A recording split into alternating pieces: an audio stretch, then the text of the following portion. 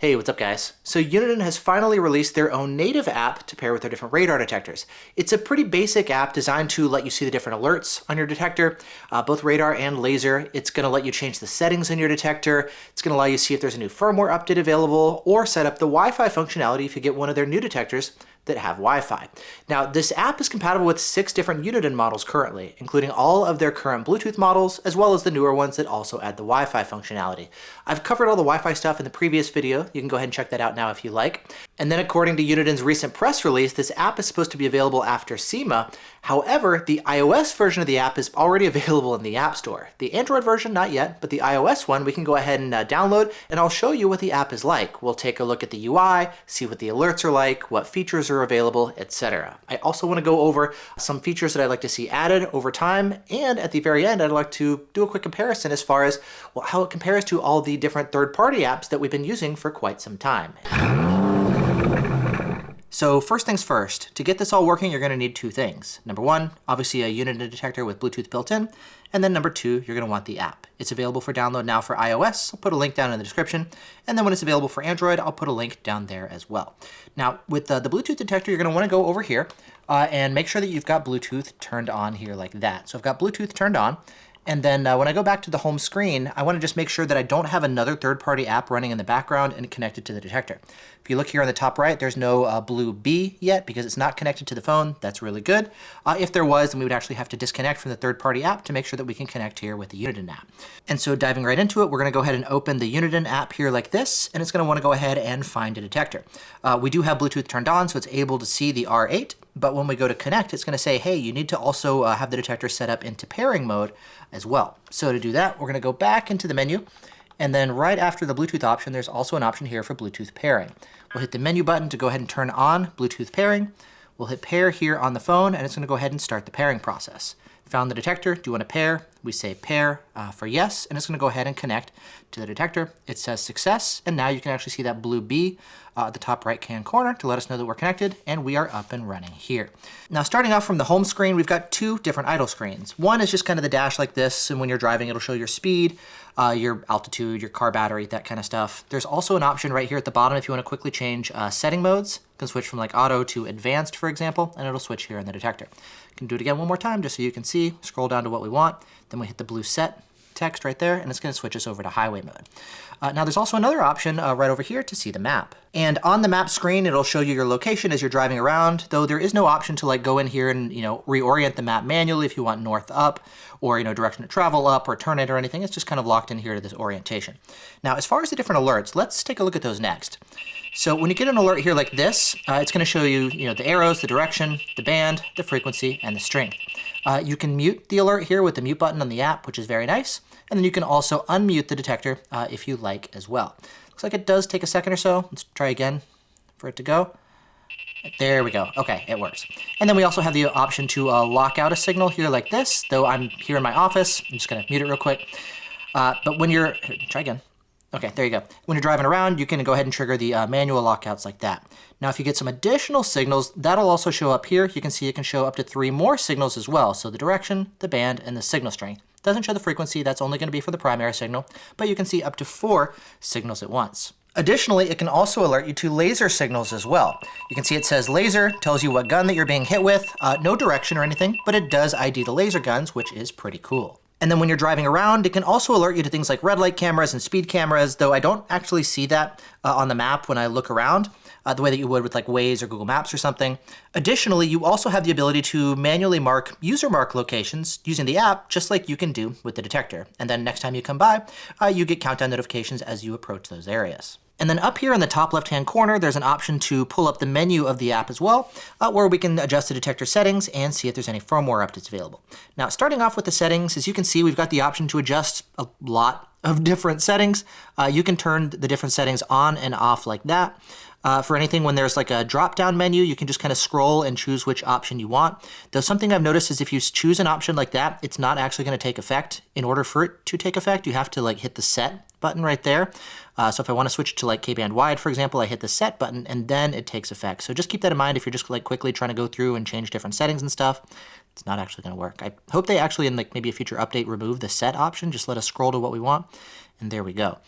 Similarly, speaking of which, if we scroll down to like way down here, to some of the different K-block options, you can see we can actually adjust the exact frequency ranges for the K-blocks. And to do that, there's a little slider here where we can adjust kind of our K-blocks where they start and stop, which is nice. Though sometimes it can be tough to get like exactly where you want, like that. So I wish there was an option to like manually type in the frequency range cutoffs if we want as well, in addition to using the slider. So maybe some UI tweaks that could be welcome, but otherwise, as you can see, we've got the option to adjust a lot of different options here in the detector, and this is honestly a lot more convenient than trying to go into the detectors menu manually. Then going back to the main screen, we also have the option to go over here and check for any firmware updates. We can tap that right there, and it'll let us know if our detector is up to date, which it is right now, or if there's an update available, it'll actually let us know that there's an update available so that we can go to Uniden's website and download the update software. Unfortunately, there is no option in the app to update using the app. You are going to have to use Uniden's update software or do it over Wi-Fi. Additionally, on the main screen, right over there, there's another button that would pop up to let you know when there's a firmware update available. So if you see that icon, that's what it means. I haven't seen any background notifications in case you have the phone in your pocket or something, but it does notify you within the app. And then for those of you running one of Uniden's newest detectors that add Wi-Fi functionality, the app is also going to give you the ability to pair your detector to a Wi-Fi hotspot so that it can update its firmware and GPS database over the air without you having to plug it into the computer and update the traditional way. That's definitely a nice convenience, and when I get a Wi-Fi detector in, I'll go ahead and show you guys what that process is like as well. I would love to see in the future Uniden also add the ability to update over Bluetooth. That's an option that we have with the V1 Gen 2, with the Redenso DS1, with the ALP, with the TMG, with many other countermeasures, and I'd love to see it made available here in the Uniden app as well.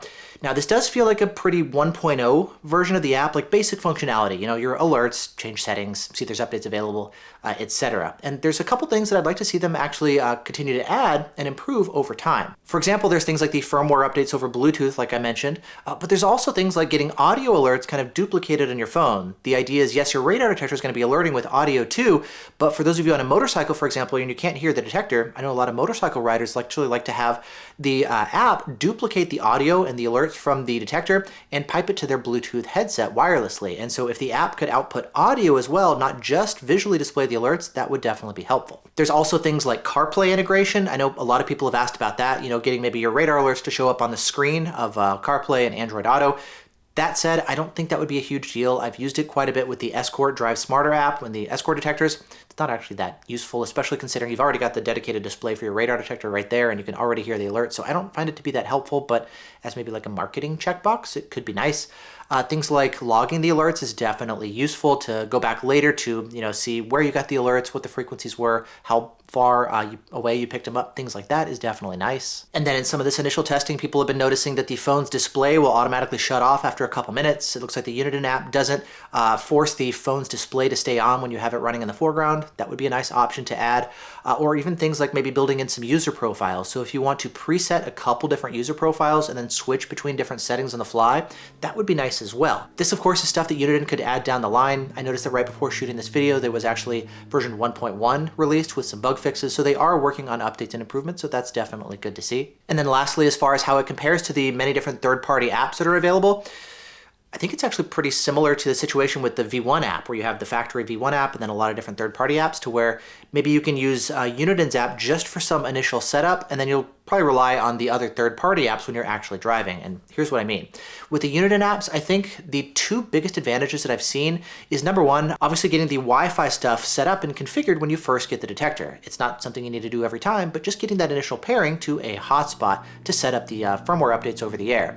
None of the third-party apps yet, I don't know if they're going to add it, but none of the third-party apps add that functionality, especially because these Wi-Fi detectors haven't actually been released yet at the time I'm shooting this video. Maybe they'll add it down the line, but the Uniden app, as of right now at least, is the only app that's going to allow you to get the initial Wi-Fi stuff set up.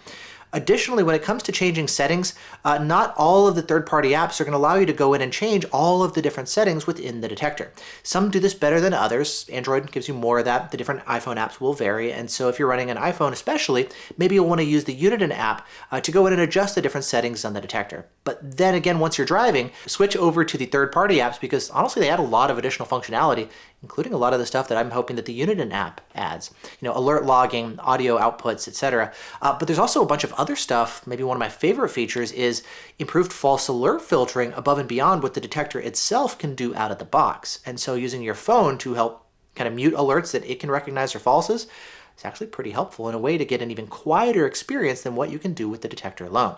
The additional filtering is available in the third-party apps, but not in the native Uniden app. And so that's why I'm saying that I think the Uniden app is best suited for just some initial setup stuff with configuring your Wi-Fi and maybe adjusting some settings. But then on the road, run the third-party apps. And those different apps, I'll link to them down in the description. But basically on Android, you've got Highway Radar. And then on iOS, you've got V1 Driver and then the different radar companion apps. So R4 companion, R8 companion, R9 companion, etc. And so that's kind of a look here as far as this new Uniden RTAC app. Pretty basic. I mean, it is a 1.0 app. The other apps have been around a lot longer. They've had time to develop and be refined and add some new features and stuff. But I'm glad to see that Uniden has finally released their own native app as well, and they're not now completely reliant on third-party developers who are creating apps on their behalf, essentially. And so at the time I'm shooting this video, the iOS version of the app is now available for download. The Android one should be coming soon, I'm sure, and when that one's available, I'll update the video description so that you can go grab that app as well. And then lastly, when I get a copy of the detectors that have Wi-Fi, I'll go ahead and walk you guys through the pairing process, showing you what the updates are like, kind of testing it out and demoing all this stuff in practice to see how well all this stuff works. So definitely stay tuned for more. Thanks for watching. Hope you guys are doing great, and I'll see you in the next one.